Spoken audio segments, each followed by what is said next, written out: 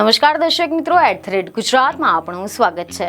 આખરે ભરૂચના સાંસદ મનસુખ વસાવાના એક્શન બાદ વહીવટી તંત્ર જાગ્યું ખરું। થોડા સમય અગાઉ ભરૂચ, નર્મદા અને વડોદરા જિલ્લામાં ગેરકાયદેસર રેતી ખનન અંગે સાંસદ મનસુખ વસાવાએ સોશિયલ મીડિયા પર પોસ્ટ કરી જિલ્લા કલેક્ટર સહિત અધિકારીઓ સામે પોતાનો રોષ વ્યક્ત કર્યો હતો। એટલું જ નહીં, સાંસદે તો આ બાબતે મુખ્યમંત્રી સુધી પણ પત્ર લખીને રજૂઆત કરી હતી। ત્યારે હવે સાંસદના પત્ર પછી ભરૂચ તંત્રની ઊંઘ ઉડી અને ખનીજ વિભાગ એક્શનમાં આવ્યું। અધિકારીઓએ રેડ પાડીને 5 કરોડ ઉપરાંતનો મુદ્દામાલ જપ્ત કર્યો છે।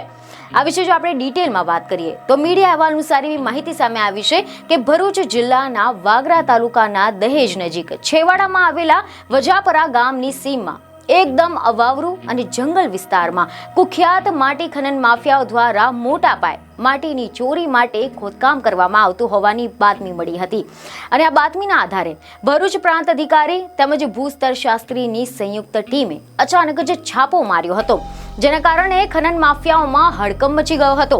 તંત્રએ રેડ દરમિયાન સ્થળ પરથી માટીનું ખોદકામ કરતા 2 પોકલેન તેમજ વહન કરતા 18 જેટલા ડમ્પરો એમ મળીને કુલ ₹5.2 કરોડનો મુદ્દામાલ જપ્ત કર્યો અને દહેજ પોલીસના હવાલે કરી દેવામાં આવ્યો હતો। અધિકારીઓએ ગેરકાયદેસર માટી ખનન ચાલુ રાખ્યું હતું। ત્યાં પણ દરોડા પાડતા જ વાગરા તાલુકાના દહેજના વજાપરા ગામની સીમમાં ચાલતા માટી ખનન પર અચાનક રેડ કરી દેતા માટી ચોરી કરનાર તત્વોમાં પણ ફફડાટ ફેલાઈ ગયો હતો। એક તરફ તો સાંસદ મનસુખ વસાવાએ માટી માફિયાઓ સામે કાર્યવાહી કરવા માટે મુખ્યમંત્રી સુધી પત્ર લખ્યો હતો અને ત્યાં જ આ પત્ર લખવાના સામે જ અધિકારીઓ માટી માફિયાઓ પર દરોડા પાડતા માટી માફિયાઓમાં પણ ફફડાટ ફેલાયો છે। બીજને ખબર સાથે ફરી મળીશું। ધન્યવાદ।